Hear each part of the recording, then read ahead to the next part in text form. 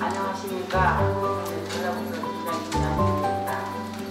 우리 지역에서 생산되는 우리 농산물을 신뢰하고 농산물 소비 촉진을 위함이 되겠습니다.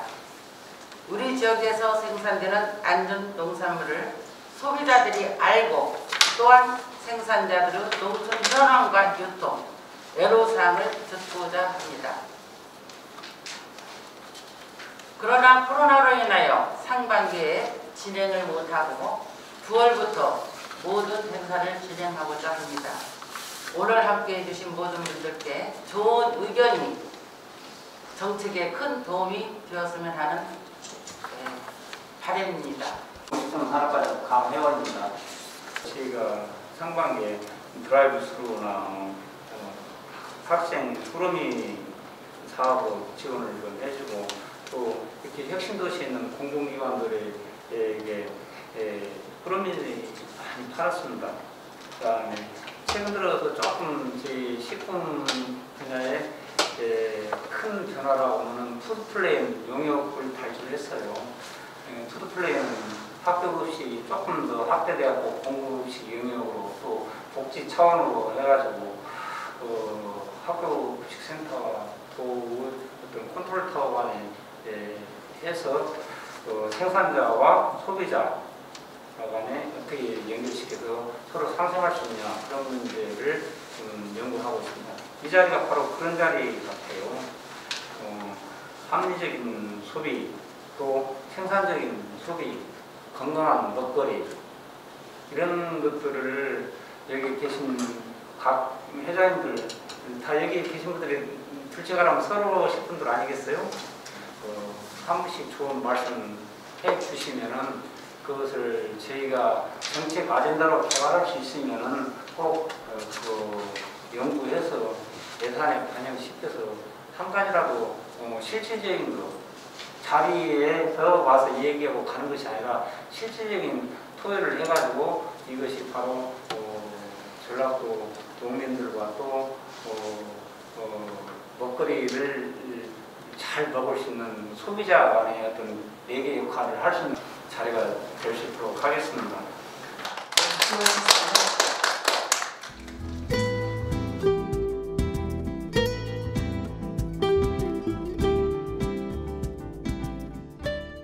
농약 허용물질 목록 관리제도는 저희 앞서 사회자분께서 부회장님께서 말씀해 주신 대로 이제 작년 1월 1일부터 시행이 됐습니다.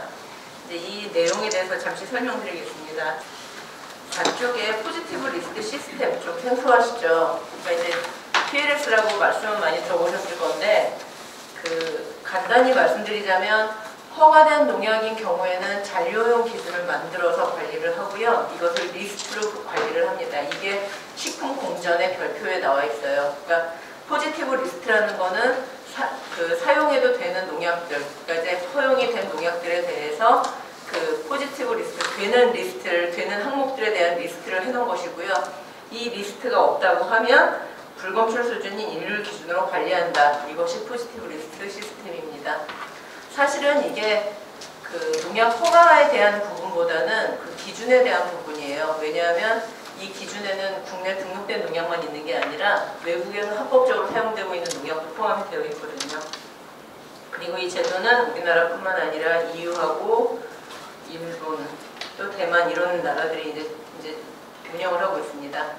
일단 PLS 시스템이 들어오면서 어떻게 바뀌었는지 먼저 말씀드릴게요. 5쪽의 상단 부분 표 보시면은요, 이제 기준 설정 농약은 PLS죠, 그야말로. 이것은 PLS 도입 전이나 후나 마찬가지로 기준에 따라 적용했습니다. 그런데 PLS 도입 이전에는 기준 미설정 농약에 대해서 우리나라 기준이 없으면 당해 농산물의 코덱스 기준, 국제 기준이죠. 국제식품 규격 기준을 따라서 했고요. 만약 없으면 우리나라 유사 농산물 중에 최저 기준, 그것도 없으면 기타 농산물 기준, 그것도 없으면 해당 농약의 최저 기준을 적용을 했습니다. 근데 이렇게 적용을 하다 보니까 이제 등록이 되어 있지 않은 농약인데도 일부 그냥 운 좋게 넘어가는 경우도 있었고요. 그리고 위해 평가하는 게 좀 한계가 있었습니다. 그래서 PLS 도입을 하게 되었고요. 그래서 기준이 있는 것들은 예전과 동일하게 기준 적용을 하지만 기준이 없는 경우에는 일률 기준, 거의 불검출 수준에 가까운 이 기준을 적용하는 것입니다. 예, 이렇게 되고요. 6쪽 보시겠습니다. 그 PLS 도입하게 된 거는 이제 수입이 워낙 많아지고 다양해지고 하니까 이제 안전관리를 좀 더 강화해야겠다라는 취지로 시작을 하게 되었고요. 지금 밑에 도표를 보시는 바와 같이 수입식품 증가 추세는 가파르게 올라가고 있습니다. 7쪽입니다. 잔류농약에 대한 국민 인식을 이제 이 제도를 도입할 때 그 국민 인식을 알아봤었어요. 그런데 이 중에 이제 제일 걱정하시는 게 뭐 환경 호르몬, 지금도 뭐 걱정 많이 하긴 하시지만요. 그리고 네 번째가 잔류농약이 네 번째였습니다. 그리고 잔류농약이 얼마나 안 좋을까 했을 때 매우 해롭다, 그 다음에 해롭다, 그러니까 거의 80%였어요. 그러니까 국민들이 그 잔류농약에 대한 걱정이 많으셨다는 거죠. 그리고 또 왜 해로운 것 같냐 했더니 압류발이 많이 될 것 같다, 복합 독성이 있을 것 같다, 맹독성일 것 같다, 이런 이유를 대셨고요. 그 다음에 잔류농약이 우려되는 농산물이 국내냐 수입이냐를 봤을 때 모두 다 걱정된다라고 하신 분들이 많았습니다. 자, 이런 이유로 해서 2011년도에 그 농약 PLS 제도를 도입하겠다라는 계획이 세워진 것입니다. 자, 8쪽 보시겠습니다. 조금 전에 말씀드린 바와 같이 2011년도 10월에 잔류물질 안전관리 종합계획 수립을 했습니다. 그렇게 해서 잔류농약과 농약에 대한, 동물용 의약품에 대한 PLS 도입 계획을 수립을 했고요. 그 다음에 여기에 이제 PLS를 도입하는 데 필요한 절차를 위해서 위생법을 좀 개정을 했습니다. 그리고 경과종실비하고 열대과일류, 그러니까 수입에 주로 의존하는 작물들이죠. 이런 농산물에 대해서 우선 도입을 했습니다. 그래서 2016년도 12월 31일부터 경과종실류와 열대과일류에 대해서 우선 PLS를 도입을 했고요. 그 다음에 이제 본격적으로 모든 농산물을 대상으로 PLS를 이제 시행을 하게 됐는데 이때 농업계하고 산업계하고 우려가 굉장히 많았습니다. 그래서 이때 농식품부나 농진청, 그다음에 산림청 다 같이 종합적으로 대책을 마련을 하고 이 종합대책을 2018년도 8월 6일에 이제 그 국민들께 대국민 브리핑을 했습니다. 그리고 모든 농산물에 대한 PLS 도입을 2019년 1월 1일에 시행을 하게 된 겁니다. 네, 그동안 이제 그 PLS에 대해서 알리려고 노력을 굉장히 많이 했습니다. 자, 10쪽 보시겠습니다. PLS 시행 보완 대책인데요. 이제 주로 PLS 시행을 하게 되면 어떤 부분이 걱정되냐라고 이제 저희가 현장의 목소리를 들었을 때 제일 먼저 등록 농약과 잔류 허용 기준이 부족하다. 그리고 내가 안 뿌렸지만 땅에 남아있는 이 농약들을 어떻게 할 거냐. 비의도적인 오염 걱정하셨고요. 그리고 2019년 1월 1일부터 시행인데 그럼 2018년 12월 31일에 수확한 건 어떻게 할 거냐. 이런 우려가 있으셨고요. 그리고 아직도 PLS에 대해서 모르는 분들이 많다. 이런 우려가 있었습니다. 그렇게 해서 여기에 대한 대책을 마련을 했는데요. 11쪽 보시겠습니다. 첫 번째로 그 등록 농약하고 잔류용 기준 부족하다고 말씀하셨잖아요. 그래서 그 신규 직권 등록 농약하고 이제 이런 농약들을 굉장히 신속하게 등록하고 그 다음에 기준을 설정을 했습니다. 그런데 시간이 좀 부족했기 때문에 정식으로 그 등록하는 게 좀 어려웠어요. 그래서 그 농식품부에서는 농약관리법을 일부 좀 수정을 해가지고 그 잠정 등록을 할 수 있도록 길을 열어주었고요. 저희도 잠정 등록되는 그 농약에 대해서는 잠정 잔류 허용 기준을 설정을 했습니다. 이렇게 해가지고 PLS 도입 전에 굉장히 많은 농약에 대한 등록, 그 다음에 필요한 기준에 대해서 설정이 완료가 됐습니다. 11쪽에 있는 그림은 그 정식 기준하고 잠정 기준이 어떤 차이가 있는지를 보여드리는 건데요. 이건 나중에 천천히 보시면 좋겠습니다. 12쪽입니다. 비의도적인 오염에 대해서 걱정하셨잖아요. 그래서 이 DDT 같은 경우는 사실은 사용 안 한 지 오래됐어요. 하지만 그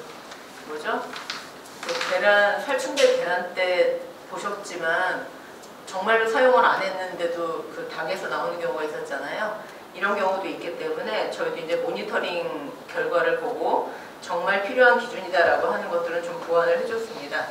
그리고 우리나라가 이제 좀 잡기가 짧기 때문에 앞에 이제 농사를 지을 때 제대로 농약을 사용했었어도 이 뒤에 있는 작물에 영향이 오는 거예요. 물론 많이 남지는 않아요. 근데 이제 이게 부족하면 날 수 있는 수준이기 때문에 이런 후작물에 대해서도 좀 기준을 많이 보완을 해줬습니다.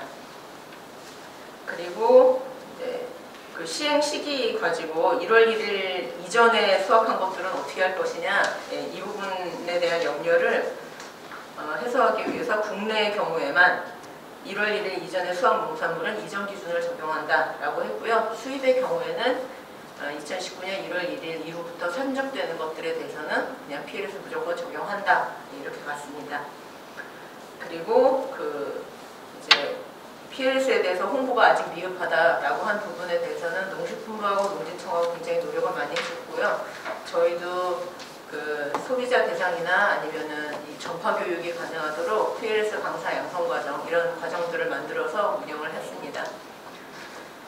네, 이렇게 해가지고 이제 좀 사전 준비를 많이 했고요. 이제 결과가 궁금하실 텐데요. 14쪽 보시겠습니다. 자, 우려는 정말 많이 했지만 막상 PLS를 도입을 하고 나서 보니까요.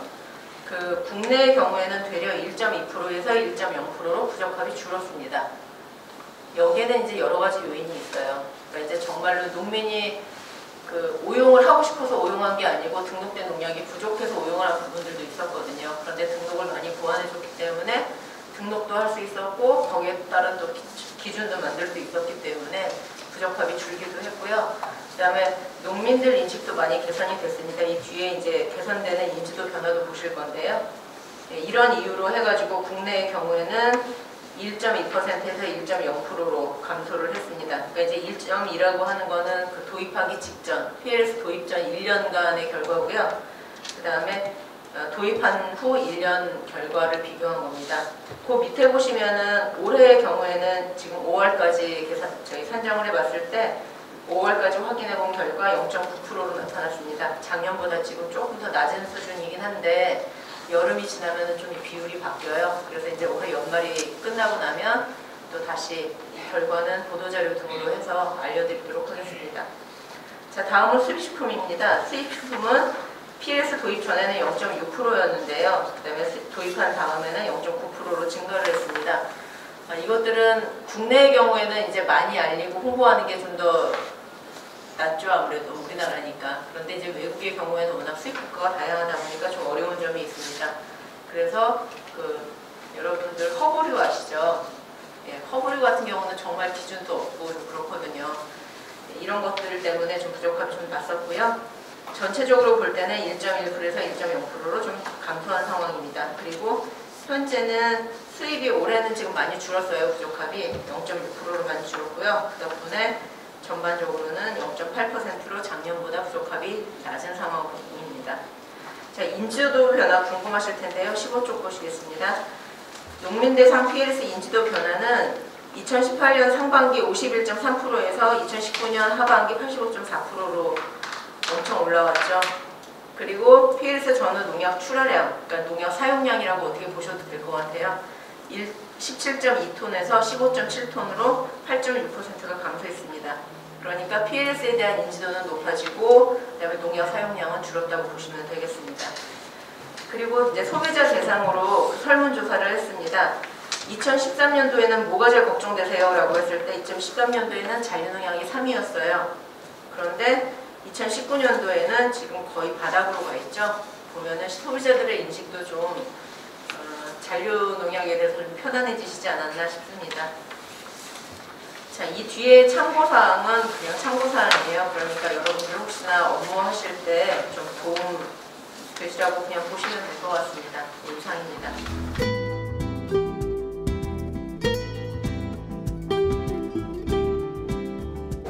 증식하고 생산하고 나누고 그리고 또 이제 홍보해서 판매를 해야 다시 그것을 심을 수 있는 순환이 가능하잖아요. 그래서 홍보에 집중을 하고 있고 지금까지는 이제 수립과 증식을 했지만 올해부터는 본격적으로 이제 생산 체제에 들어가십니다. 그래서 여러 가지 많이 심기도 했고 특히 이제 토종제 같은 경우에는 지금 생산 단계로 들어간 게 한 10여 종, 그리고 정식하는 것까지 하면은 25종 정도 심어져 있는데, 이것이 이제 우리 지역에 가장 잘 맞는 것을 선별하고 선택해서 이제 집중적으로 좀 그 생태적인 환경, 그리고 생물들의 신진 대사를 통해서 비료나 이런 것 없이도 충분히 맛있는 쌀이 생산이 가능하다는 것을 알려서 판매나 이런 소득 증진에도 좀 힘써볼 생각을 갖고 있습니다. 이제 여기 있는 글들은 저희가 이제 검증되지 않은 생각인데, 여기서 이제 여러분들 생각하고 같이 섞어져서 여과되고 좀 검증이 좀 됐으면 좋겠고요. 지금 이제 다들 아시는 내용이겠는데, 시장에 유통되는 농산물이 사실은 옛날에 비해서 상당히 좀 막 생산됐다니까 좀 싸구려 농산물이라고 저는 생각하고 있습니다. 왜냐하면 세계적으로 운송 수단이 발달해서 가장 싸게 생산하고 생산비가 적게 들어가는 농산물이 막대한 운송비, 대륙 간에 지금 가장 많은 운송비나 뭐 지구를 오염시키는 연료를 가장 많이 태우는 게 사실은 식량 운송입니다. 수십억 명이 먹을 것들이 이렇게 움직이고 있잖아요. 그 막대한 그 운송비까지 들여가면서까지도 좀 싸게 남이 먹던 그 작은 그 농민들의 밭들까지 뺏어가면서 이렇게 침투하는 그런 좀 그런 경향이 있잖아요. 그리고 이제 이게 돈이 들어간 것보다 더 많이 이렇게 빼내려는, 적게 들어가고 돈을 많이 벌려는 그런 생리가 있기 때문에 이 좀 바람직하지 않은 농산물, GMO라든가 뭐 수입 비리 같은 경우 상당히 좀 해롭다고 많이 알려져 있거든요. 그런데 이제 지금 이제 코로나로 인해서 어떻게 보면 이제 농산물 수출입이 좀 줄어들고 지역 소비가 증가되면은 그 지역에서 우리 로컬 푸드잖아요. 저 지역 내에서도 이런 식으로 지역에서 이렇게 움직이게 되면은 농민들이 그 지역에서만 움직이기 때문에 적당한 가격도 받고 수입도 좋고 그래서 좀 나아지지 않을까 이렇게 기대는 하고 있습니다.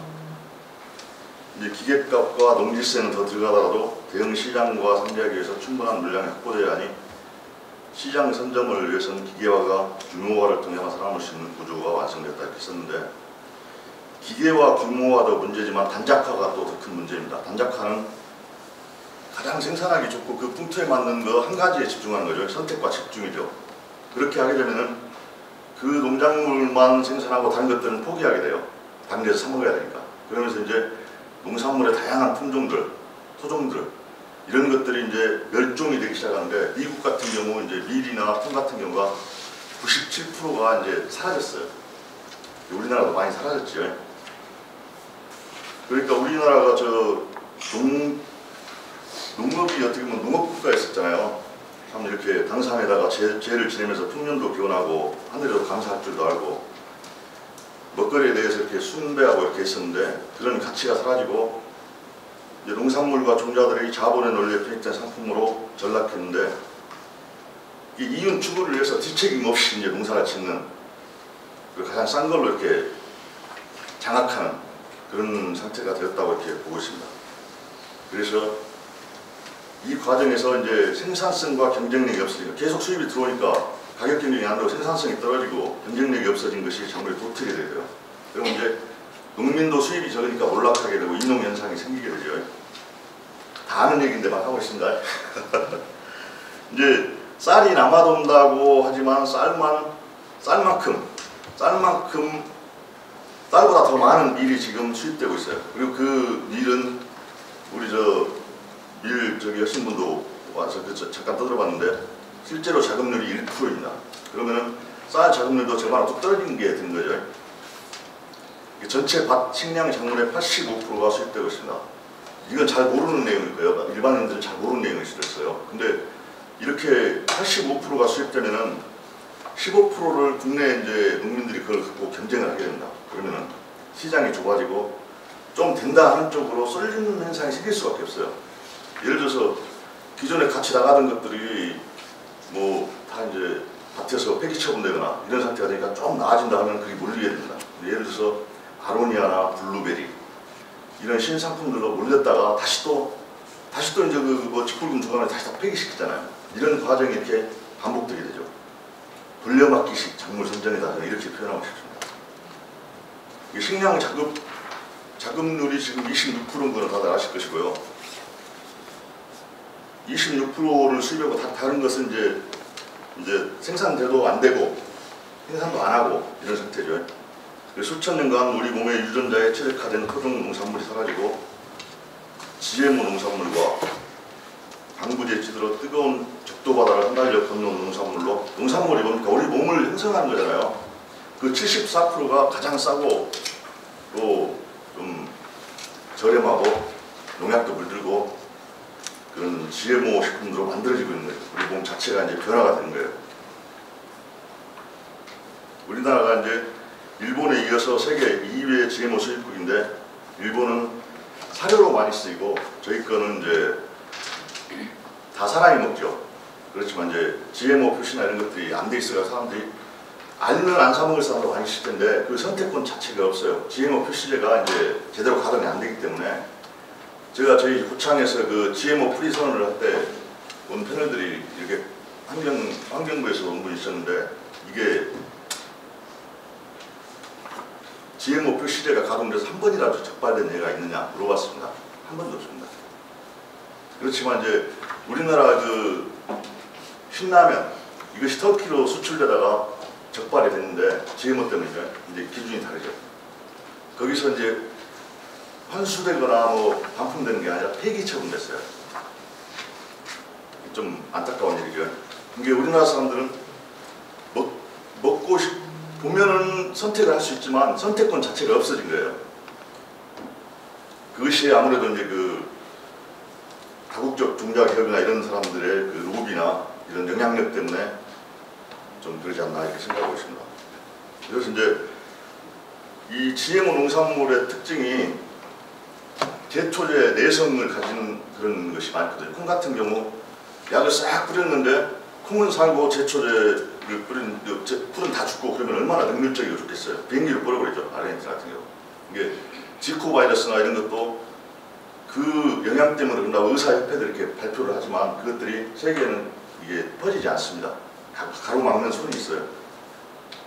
그래서 이게 이제 GMO 농산물 그 씨하고 종자 그 농약하고 같이 팔아야 되기 때문에 그 씨가 다시 나서 똑같은 형질을 유전을 시키면 그걸 못 팔아먹습니다. 그거 다시 뭐 심어가지고 하면 되니까.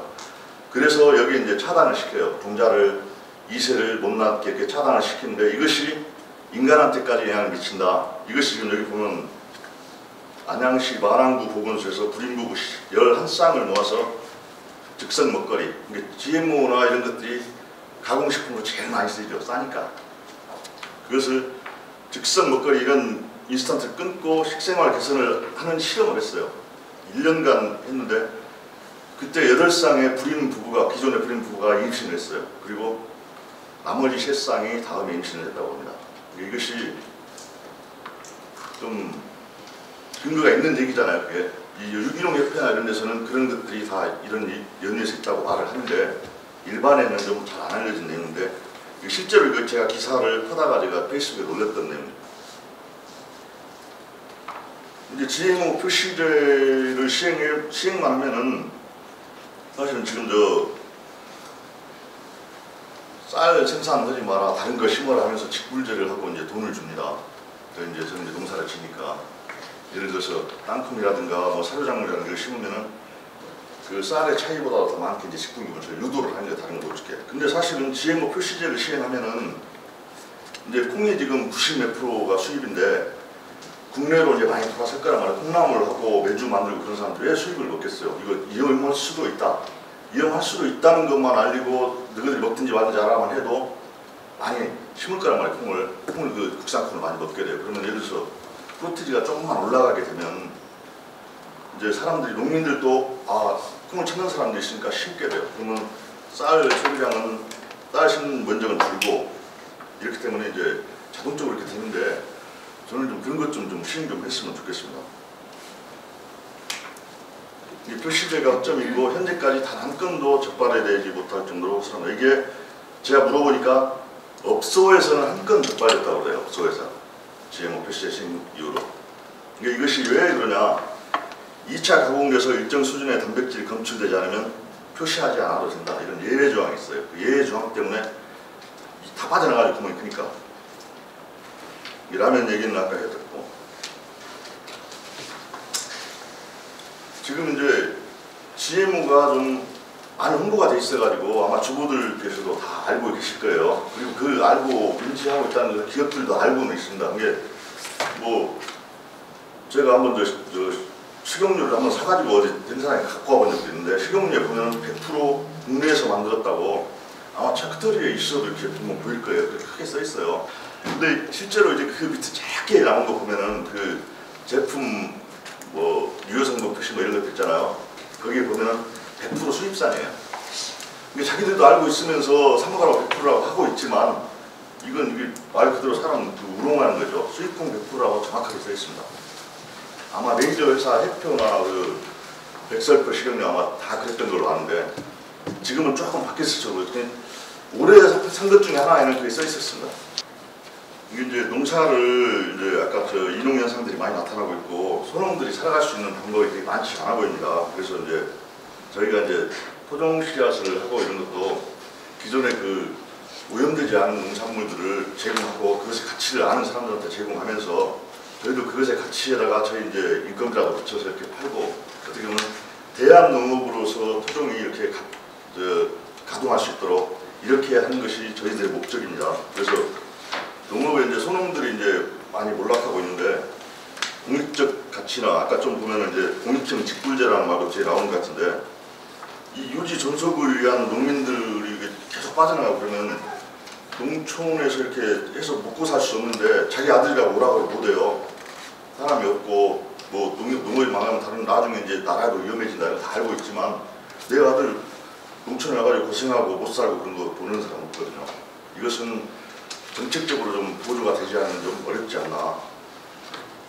이게 어떻게 보면 이런 분들이 자꾸 사라져가면서, 농도였고 우리가 농촌 문화였고 농생명 문화였었는데, 그런 문화적인 것까지도 많이 사라지고 그 놀이라든가 이런 다 사라지고 있다고 보거든요. 그래서 저희는 이제 아까 말씀드렸듯이 토종 씨앗이 이제 우리가 먹고 또 아들들 주고 맛있어서 먹고 이런 것보다도 좀 들판에 나가가지고 좀 사람들한테 어필하고 좀 뛰어놀고 이런 순환을 할 수 있게, 소비자들 그 100% 큰 것만 보지 말고 작은 것까지 좀 세밀하게 살펴서, 우리가 뭘 먹고 있고 또 토종을 하고 있는 사람들이 왜 저것을 하고 있고, 왜 우리가 좀 건강한 음식물을 먹으려면 우리 것을 좀 지켜야 되는가, 이런 것에 대해서 많이 좀 생각을 해주시고, 이런 것들이 농익의 공익적 가치나 유지 존속을 위한 그 공익적 직불제라는 것에도 좀 많이 공부를 해주시고 그랬으면 좋겠다는 생각을 하고 있습니다. 이상으로 마치겠습니다. 네, 수고하셨습니다.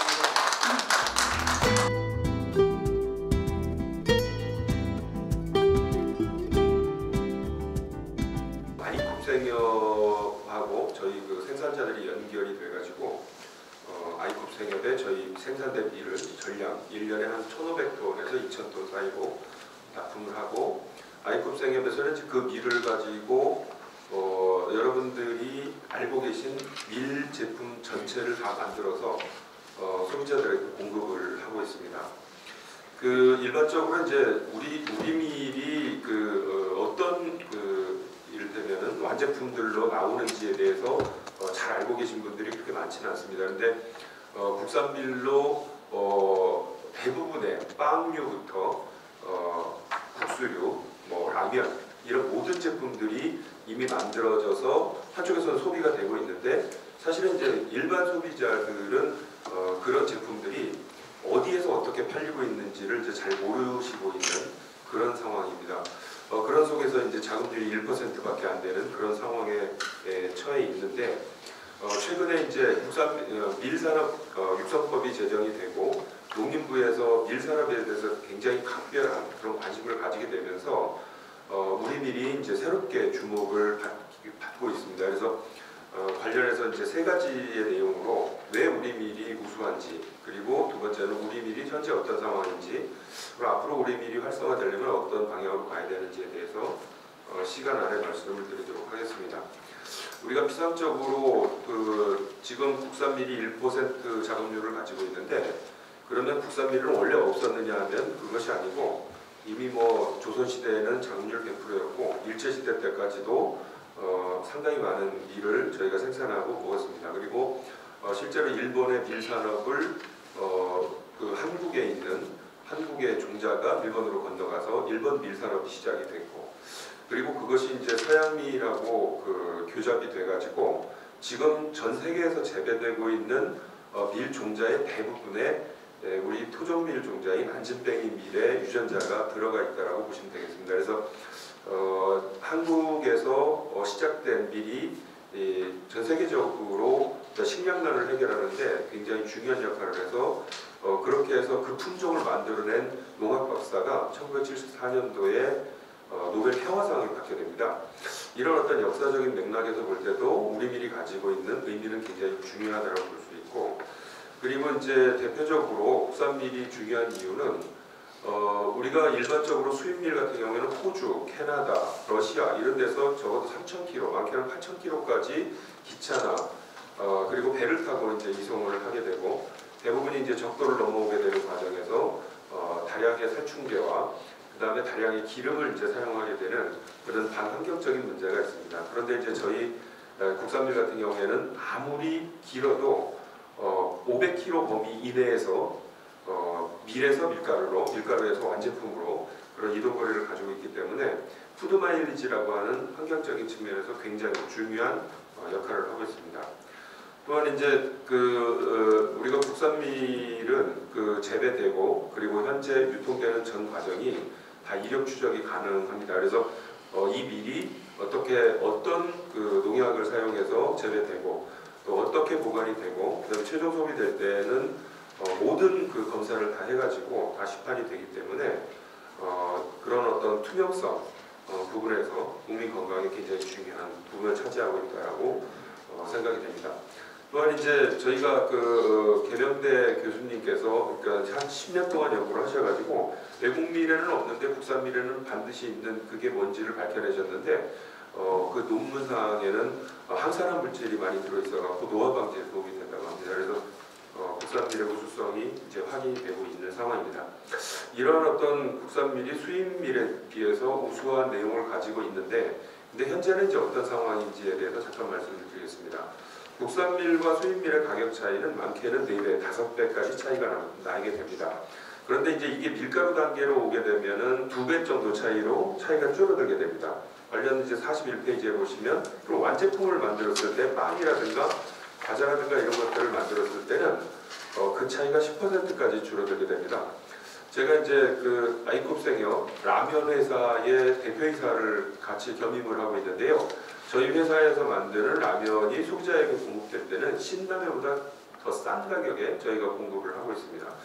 그리고 저희 라면은 농협하고 PB상법으로 저희가 만들어서 농협에 공급을 하고 그것이 농협 하나로마트 매장에 보면 우리밀 라면이라고 해서 잘 찾아보시면 거기 공급이 되어 있는데 그 가격도 그렇게 비싸진 않습니다. 1,000원, 1,100원대에 공급되는 걸로 알고 있습니다. 그래서 이 국산 밀과 수입 밀의 가격 차이는 원액이 4배 정도 차이가 나지만 우리가 마진을 줄이고 국산 밀 홍보를 위해서 이걸 활성화시키려고 마음을 먹게 되면은 최종 소비자 가격은 10% 이내로 줄어들 수도 있다는 결론입니다.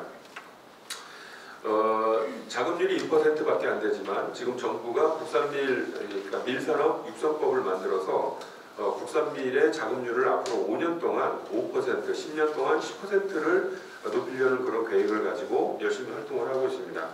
방향과 관련돼서 그 핵심적인 내용은 지금 현재 국산밀을 주로 취급하고 있는 생협계에서 좀 소비량을 늘리고 그것뿐만 아니고 아까 우리 과장님께서 말씀하신 지역 푸드 플랜에 이 일을 접목을 시켜서 일단 공공의 영역에서 일반 소비자들이 좀 쉽게 접근할 수 있는 길을 만들어 보자라는 게 농림부에서 가지고 있는 앞으로 향후 5년 계획의 핵심적인 내용입니다.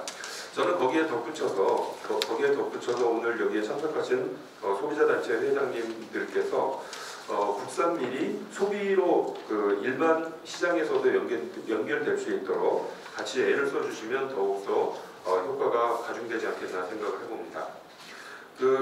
한 가지 더 덧붙여서 전라북도 차원에서 어떤 활동들을 통해서 국산밀 소비가 늘어날 건지에 대해서 잠깐 말씀을 드리면, 저는 이제 부안에서 농사를 짓고 있는데요. 저희 부안군에서 지금 국산밀을 가지고 부안을 국산밀 자급도시로 한번 만들어보자, 이런 계획을 가지고 현재 이제 용역 중에 있습니다. 이것은 부안에서 이 제과나 제빵, 그다음에 제면을 하는 여러 이제 그 현장에 제조업에 종사하고 계신 분들과 저희 생산자들, 그리고 이제 푸드플랜, 이런 부분들을 다 좀 종횡으로 묶어서 저희가 밀가루를 안정적으로 공급을 하고, 그리고 이제 제조하시는 분들이 그 밀가루를 가지고 좋은 제품을 만들어내서 일반 소비자들의 접근성을 획기적으로 높이는 그런 어떤 계획이 되겠습니다. 여기에 저희가 여러 가지 재정에 대한 계산들을 해봤었는데요. 불과 한 1년에 1억 정도의 돈을 가지고 자금률을 한 10% 정도까지 쭉쭉 올릴 수 있는 그런 내용들이 있었습니다. 그래서 추후에 관심을 가져주시기 바라고요. 저는 이러한 내용들이 전라북도에서도 확단이 됐으면 좋겠다고 생각을 합니다. 우리 밀이 가지고 있는 두 가지 문제점이 있습니다. 하나는 품질이 수입밀에 비해서 좀 떨어진다, 혹은 오르지 못하다, 이런 평가고요. 또 하나는 가격적인 측면에서 문제가 있다. 가격적인 측면은 아까 말씀드렸듯이 완제품을 생산했을 때 이를테면 줄어드는 그런 마진폭으로 일부 개선이 되고, 그리고 자치단체가 공공영역에서 푸드플랜을 통해서 일정한 지원을 통해서 그 가격차를 줄이게 되면 상당히 어떤 합리적인 가격에 소비자들이 접근할 수 있다고 생각을 하고요. 또 하나는 이 품질의 문제인데, 이것은 저희가 식량과학원하고 최근에 여러 가지 이제 품종들을 개발을 해가지고 내년쯤에 짜장면이나 짬뽕을 만들 수 있는 면 수준까지 국산밀의 품질이 획기적으로 지금 개선이 되고 있습니다. 이미 소비자 테스트까지 다 마친 상태고요. 식빵이 수입밀에 비해서 훨씬 더 부풀어 오르는 이런 것까지 다 검증이 되어 있는 상태입니다. 그래서 저희 생산자들은 앞으로 정부의 정책과 손발을 맞춰가지고 국산밀이 더욱더 활성화될 수 있도록 노력을 할 거고요. 여기에 소비자 여러분들도 같이 손을 잡아주시면 감사하겠습니다. 이상 마치겠습니다. 네. 작년에는 냉해도 좀 있었지만 그럭저럭 일기가 좀 받쳐줘가지고 가장 민감한 게 날씨잖아요.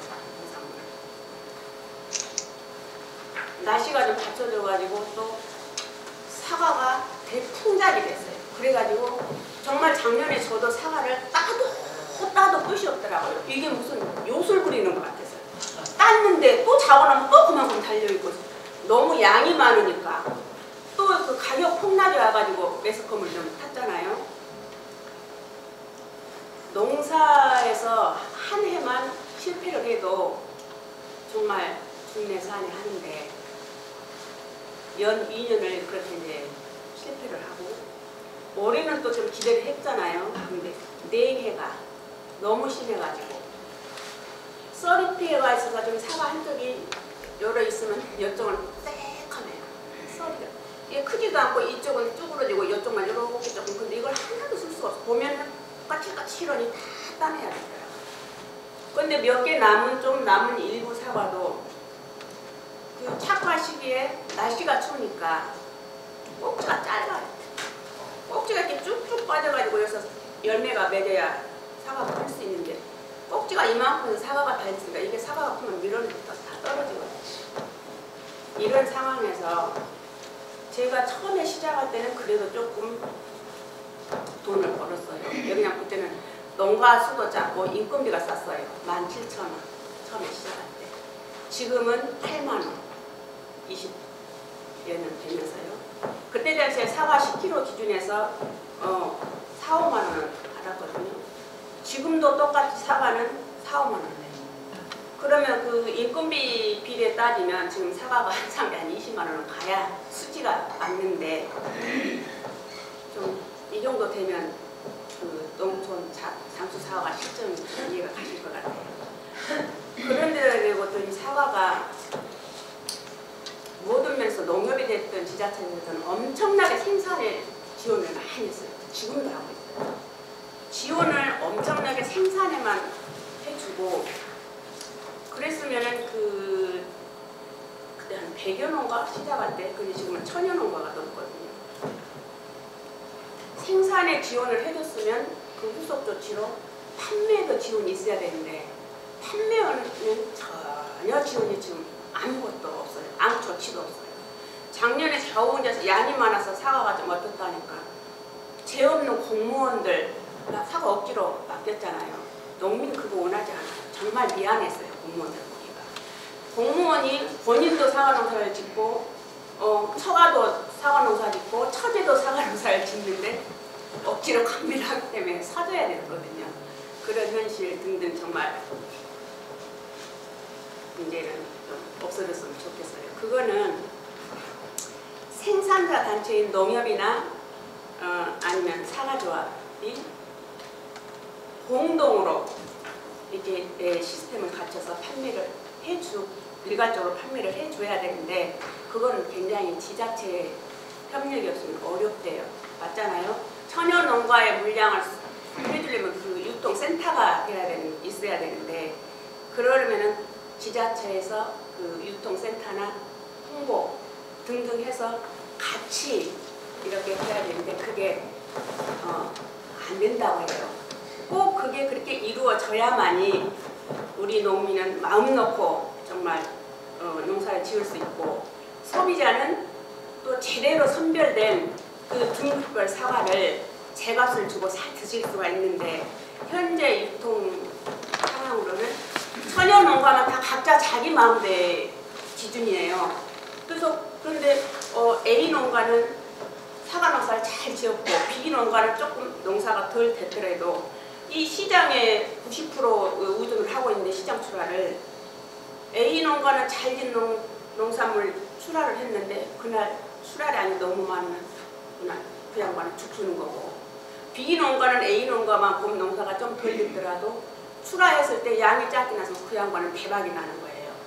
이런 복불복의 유통 시스템으로는 소비자도 농민도 전 방법이 없습니다. 그래서 저는 하고 싶은 말은 굉장히 많지만 시급히 이렇게 농협이나 지자체 협력하에 유통센터가 만들어져서 공동 선별 포장해서 유통이 돼야만이 모두가 살 수 있는 길이 아닌가 싶고요. 정말 마음 놓고 농사를 지을 수 있도록 시급하게 공동 유통센터, 공동 판매 이런 것이 이루어졌으면 참 좋겠습니다. 네, 제가 2001년부터 농산물 판매물을 담당해가지고 그때는 저희 전주시의 농산물이 5대 품목이 있거든요. 배, 미나리, 화해, 복숭아, 호박 이렇게 해가지고 이 농산물을 판매된 것을 제가 장목반을 다 이렇게 조직을 관리하면서 서울 양재동이나 동화천과 가락동으로 농산물을 판매를 하러 다녔었어요. 근데 이제 거기서 이렇게 다니다 보면서 농가들의 입장에서 근데 이제 경매사들이나 중매인들이 저희 농산물을 많이 사줘야 되는데 다만 500원이라도 1000원이라도 더 비싸게 사줘야 되는데 또 그 사람들은 그 사람들의 입장이 있더라고요. 그러니까 그래서 이제 뭐 이렇게 물류센터로 또 가서 소포장 단위로 판매를 하고 그래서 이제 아까 농산물 우리 농민들의 입장에서 보면은 그 농민들의 이렇게 농사를 잘 짓는 사람은 사실 개인적으로 농산물을 판매하러 가도 굉장히 높은 시세를 받아요. 근데 이제 농산물을 본인이 조금 이렇게 다른 사람에 비해서 조금 못 짓는다 이런 분들은 그때 농산물 시세를 좀 저렴하게 받으니까 그런 방법을 어떻게 해소할 수 있을까 해가지고 2004년도에 공동계산제라는 이런 농협에서 이렇게 해가지고 공동 생산을 해서 공동 이렇게 포장은 못하더라도 농가들한테 공동 계산을 해주는 그런 방식을 시행을 했었거든요.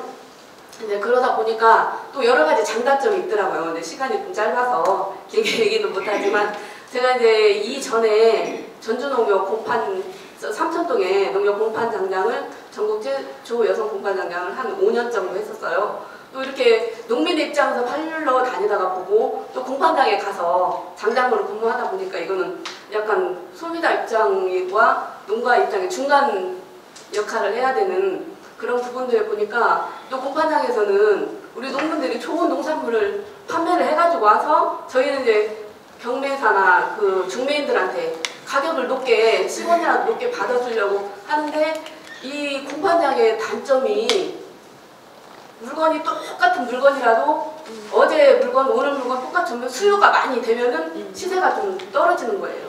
그리고 이제 물건이 좀 부족하면 중매인들이 서로 살려고 이렇게 낙찰 가격을 묻다 보니까 좀 똑같은 물건이라도 시세가 올라가고 이런 장단점이 좀 많이 있더라고요. 그래서 이제 그 부분을 해소하려고 저희도 근데 많은 좀 노력도 하고 이렇게 온라인 판매 아니면 또 농가들의 또 정업관 단위로 지금은 공선회라고 해가지고 그쪽에서 조직이 운영돼서 대량으로 해서 많이 들어오고 있거든요. 근데 그런 부분들을 좀 과제로 삼고 많이 노력을 했었어요. 근데 사실 그 부분이 영원한 숙제로 남는 것 같아요. 보면은 이렇게 우리 농가 입장에서는 좀이라도 좀 높은 가격을 받아야 되고 또 중매인이나 이런 상인들 입장에서는 싼 가격에 농가의 물건을 구입해서 자기는 수익을 좀 많이 남겨야 되고 이런 부분들이 서로가 각자 입장 차이가 있다 보니까 굉장히 이렇게 우리가 앞으로 겪어야 할 큰 과제, 짊어지고 할 큰 과제인 것 같기도 하고 또 어떻게 하면 또 연구해보고 노력하면 해소할 부분인 것 같기도 하고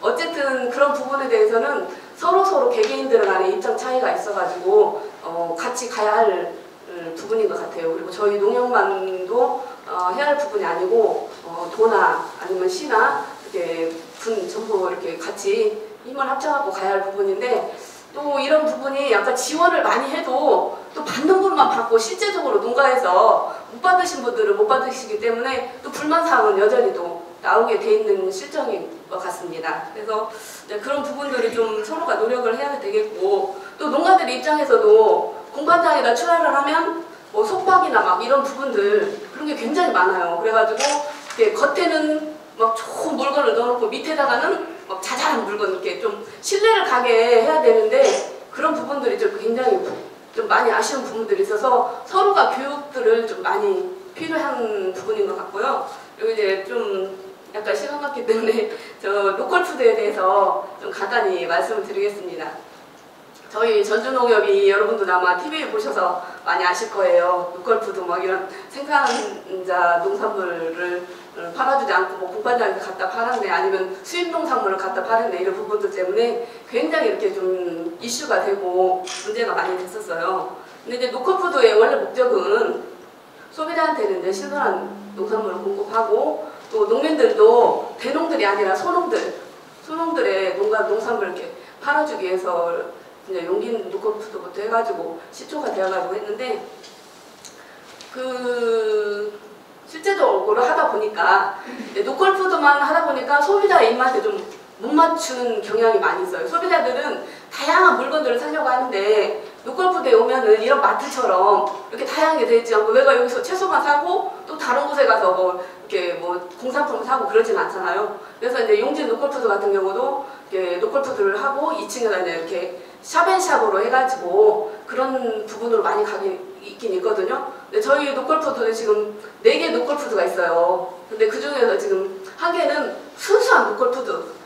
농민들이 생산한 로컬푸드를 하다 보니까 소비자들이 뭐 이것도 달라, 왜 이것은 없냐, 저것은 없냐 요청이 너무 많은 거예요. 그러다 보니까 이제 또 농민들은 왜 여기 로컬푸드, 순수한 로컬푸드인데 왜 이런 뭐 수입농산물을 파냐, 왜 어디 다른 지역에서 나오는 농산물을 파냐 이런 것들이 서로 맞추지를 못해가지고 지금 1개 점은 폐쇄할 예정이 있거든요. 근데 제가 생각해본 그런 결과로 해서는 농민들도 물론 한 곳에 가서 우리 소비자의 입장을 맞춰줘야죠. 근데 이제 농민들도 소비자의 입장을 맞춰주면은 그게 같이 상생을 하는 기제라 생각해요. 내 농산물만 왜 판냐 막 이런 것보다는 같이 소비자들이 찾을 수 있는 거. 그리고 요즘 코로나19로 인해서 우리 소비자들의 그 변화가 완전히 바뀌었잖아요. 아까 과장님도 말씀하셨다시피 집에서 온라인 유통이나 뭐 비대면 유통 사실 유통 쪽에서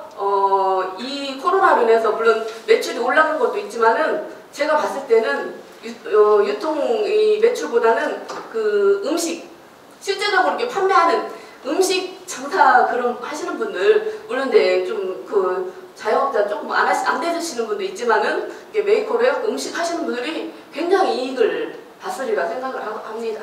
그래서 앞으로는 저희도 물론 그런 부분을 개척해서 해야겠지만은 일단 우리 소비자들한테는 소비자들 특히 이렇게 크고 좋은 농산물만 좋다 막 이렇게 생각하시는데 실제로 친환경이나 이런 농산물 절대 크고 좋지 않습니다. 좀 작고 좀 삐뚤어지고 이런 것들이 사실 무농약, 친환경 그런 농산물이거든요. 근데 이제 무조건 선물할 때도 좋은 거, 큰 거, 예쁜 거 막 이런 것만 하다 보니까 우리 농민들도 그런 농산물을 생산할 수밖에 없는 그런 실정이에요. 그래서 앞으로 이제 저희 농협도 노력을 하겠지만은 시니나 또 이런 부분에서도 비대면 판매, 인터넷 판매 이런 부분에 대해서 좀 많이 서로 연구를 해서 그런 부분을 같이 해야 할 부분이라 생각합니다. 이상입니다.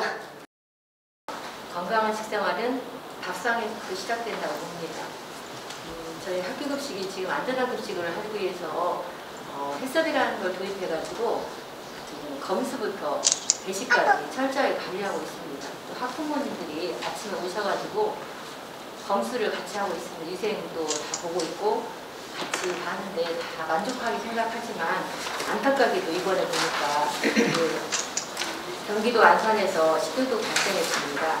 이천에서 100명 이상이 가운데서 장혈성 대장균이 분출돼서 44명이나 감염돼가지고 일명 햄버거병이라고 알려져 있어요.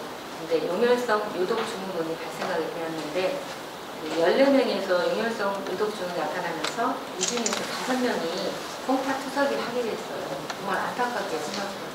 급식을 정말 잘한다고 했지만 이렇게 아이가 투석을 한다는 것은 정말 가슴 아프잖아요. 근데 그 햄버거병이 누가 그날 요리 다 식단에 공개됐더라고요. 근데 어떤 걸 지금 규명을 못했어요.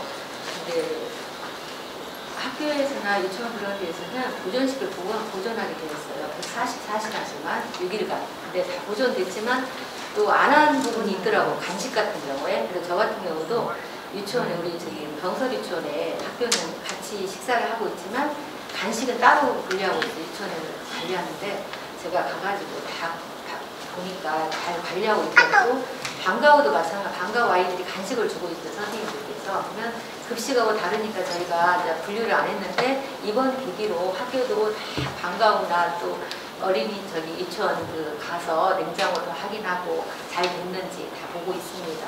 근데 이 원인균이 뭐냐 봤더니 장혈성 대장균에서 나왔는데 이 심하면 복통, 그다음에 오심, 구토, 미열, 설사가 하게 되는데 배변에서 피가 섞인 혈변이 보기도 한대요. 그래가지고 특히 5세 미만 어린이들은 위험한 부분인데 성인인 경우는 설사를 동반한 용혈성 요독증후군에 걸리면 독소를 붓는 병균을 없애기 위해서 항생제를 투여하면 되지만 소아의 경우는 항생제를 투여하면 오히려 독소 배출을 증가시킬 수 있어서 항생제를 금하고 있다고 합니다. 효과적인 치료가 없는 것 같아요. 근데 그러면 장혈성 대장균 감염증을 예방하려면 어떤 방법이 있는지 장혈성 대장균은 소, 돼지, 양, 염소, 개, 닭 같은 가금류 등에서 배변에서 존재하고 있답니다. 가장 소가 많이 중요한 병원수에 있고요. 위생관리 어려운 집단시설에서는 사람과 사람에서 감염도 충분히 될 수 있기 때문에 이번 안산시 유치원 사건을 보면 원생의 동생이나 부모님까지 전염됐다고 합니다. 그러면 화장실 다녀와서 손 철저하게 씻고 그 다음에 물을 끓여 마셔야 되고요. 음식은 반드시 익혀 먹어야 돼요. 채소가 발된 깨끗한 물을 씻어서 껍질을 벗겨서 먹어야 하고요. 그 다음에 설사 증상가 있는 조리원들은 조리를 하지 않아야 합니다. 그리고 교차 위험을 막기 위해서 철저하게 칼, 도마, 장갑, 앞치마, 수도기 철저히 되어야 합니다. 우리가 그 인터넷으로 불때진 아이를 보면은 탄산물 같은 거 너무 좋아하는 것 같아요.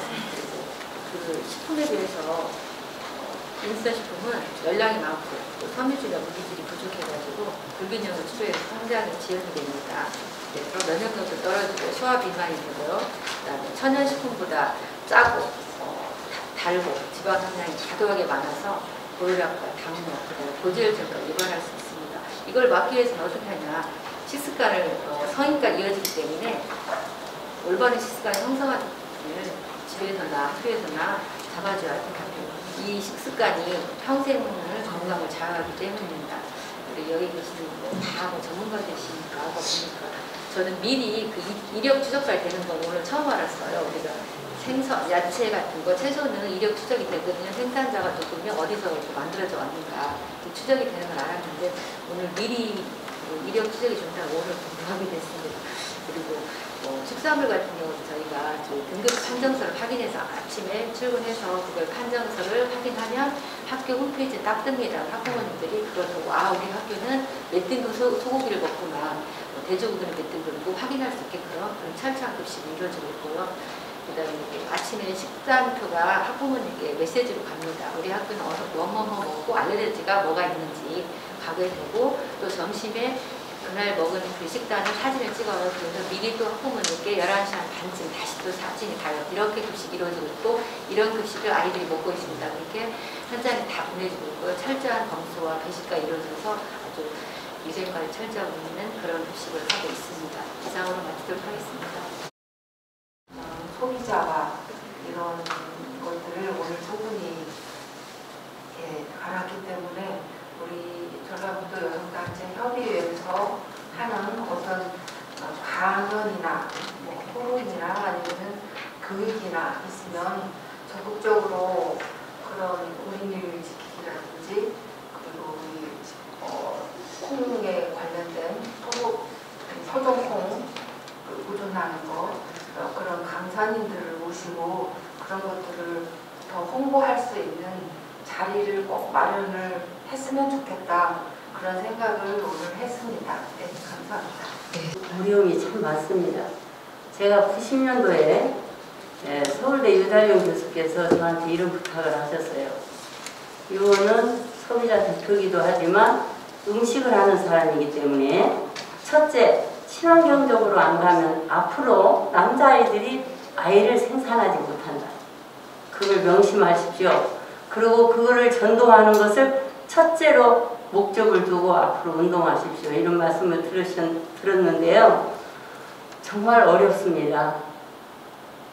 제가 완주에다가 재배농관을 짓고 3년간 제가 농사를 지어보고 손들고 나왔어요. 도저히 약을 않고는 지어 먹을 수가 없어요. 근데 너무 거짓말들 잘해. 농사 짓는 놈들도 거짓말을 너무 잘하고 지금 친환경적으로 정말 노력하고 또 더군다나 무농약으로 노력하시는 우리 농민들은요. 정말로 국가에서 지금처럼 보조해주면 그거 할 수 없습니다. 저는 그렇게 생각해요. 그리고 제가 이제 도원을 끝내고 똥매마을에 이제 발령을 나서 제가 5년 근무했는데 참 잡곡, 쌀 가지고 수익을 내서 사람을 먹여 산다는 일이 굉장히 어려운 일입니다. 그런데 제가 5년 동안 열심히 해서 청와대도 떡을 넣고 지금 우리나라의 군부대의 3분의 1은 지금 완주 똥매마을에서 지금 넣고 있기 때문에 거기에서 60~70명이 먹고 살지 않나 그렇게 싶습니다. 그래서 첫째 완주 똥매마을은 우리 농산물 올해 수확을 하면 그 다음에 수확할 때까지 안에 들어있는 잡곡, 쌀, 깨, 콩 모든 것을 씁니다. 그리고 제가 똥매마을에 있으면서 시골로 다니면서 잡곡을 많이 심으십시오. 콩을 많이 심으십시오. 이렇게 강의를 많이 다녔는데 농민들이 할 수가 없는 거예요. 그것만 하니까 제가 부안도 몇 번 갔습니다. 농사를 지어내는 것은 100% 저희가 똥매마을에서 쓰겠습니다 해도 농사를 안 짓는 게 우리 농민들이었어요. 그만큼 어렵기 때문에 하던 직업을 놓고 바꾸기는 굉장히 힘들었던 거예요. 그래서 지금 수입품이 하니까 우리나라 지금 잡곡 한 80% 이상이 지금 거의 수입품인데 우리 소비자들은 아무리 교육을 통해서 알려도 끄급하지 않아요. 아무거나 갖다 사 먹어도 뭐 사는데 지장 없거든요. 자, 일본 여성들하고 우리 한국 여성들하고 차이점이 뭐예요? 일본 사람들은 나쁘다고 하면 절대 안 합니다. 근데 우리 한국은 저희 소비자에서 야 간장이 이 문제가 있다 화학간장이 간장 먹고 죽은 사람 없으니까 계속들 사다 드세요. 그래서 앞으로는 우리 여기 회장님도 많이 오셨지만 정말 우리 농산물이 정말 뿌리를 내려서 정확하게 친환경적으로 갈 수 있도록 노력해 주시고 아까 가수농가, 사과농가도 이야기하셨는데 원칙은 종이 봉다리를 싼 과일은 먹으면 우리한테 이롭지 않습니다. 그런데 소비자가 그렇게 싸게끔 만들었어요. 왜? 이쁘고 좋지 않으면 먹지 않기 때문에. 그래서 우리가 이런 것도 소비자들 교육이 필요하지 않나 이렇게 싶어서 실제로 기스 있고 못 나온 거 이런 거 먹어야 건강에 훨씬 좋아요. 그런데 그런 걸 하지 못한 것이 참 아쉬움으로 남는데 정말로 할 얘기는 여러 가지 많지만 첫째 우리 농산물 햇살 그년 연도에 나온 모든 작곡을 우리 회장님들은 먹기를 원하고 우리 소비자들이 좀 반성하는 기회가 됐으면 합니다. 감사합니다. 네, 수고하셨습니다. 우리들한테 우리 가장 중요한 게 뭐냐? 바로 먹는 거잖아요. 우리 근데 옛날에는 의식주 했지만 요새는 식의주 그러더라고요. 우리가 먹는 것이 바로 그 사람이기 때문에 먹거리가 그만큼 중요하다는 얘기죠. 그런 걸 공급하시는 분들이니까 앞으로 자부심을 가지시고 생업에 생업을 하시면 좋겠습니다. 저는 그래서 소비자단체의 이제 회장으로서 또 올해 로컬 푸드 소비 촉진 그걸 맡았어요. 그래서 지역 특산품을 이제 공동 구매를 해서 좀 팔아드리려고 하거든요. 그래서 근데 우리가 좀 일찍 시작하려고 했는데 요새 코로나 사태 때문에 지금 보리만 좀 공동 구매를 해서 몇백 개를 지금 비대면으로 이제 나누고 있습니다. 그러나 오늘 이후로 지금 계획하고 있는 거는 14개 전주, 군산, 익산은 좀 빼고 14개 시군 지역에서 특산물을 이제 공급해서 14개 지역 회원들을 많이 구매해가지고 그러니까 이웃과도 나눌 수 있게 그렇게 지금 하려고 계획을 하고 있습니다. 지금 오늘 여러 가지 말씀해주신 농업인 분들에게 일을 드리고요. 힘내시라고 또 말씀드리고 싶습니다. 감사합니다. 우리 한국부인회에서는 2020년도에 또 달라지는 정책이 있어요. 그래서 농식품 정책 사업과 GAP 인지도 제고 교육 또는 팝투어 캠페인 그다음은 그 PLS 제도 교육 정착 교육 및 캠페인을 홍보하고자 합니다. 어쨌든 많은 소비자들이 알아야 되기 때문에 교육을 시키고 또 홍보를 해야 되지 않을까 이런 생각을 하고 있습니다. 그래서 상반기 때부터 저희들이 계획을 하고 실시를 하고자 했었으나 코로나로 인해 가지고 상반기에 전혀 계획만 세워놓고 실시를 하지를 못했습니다.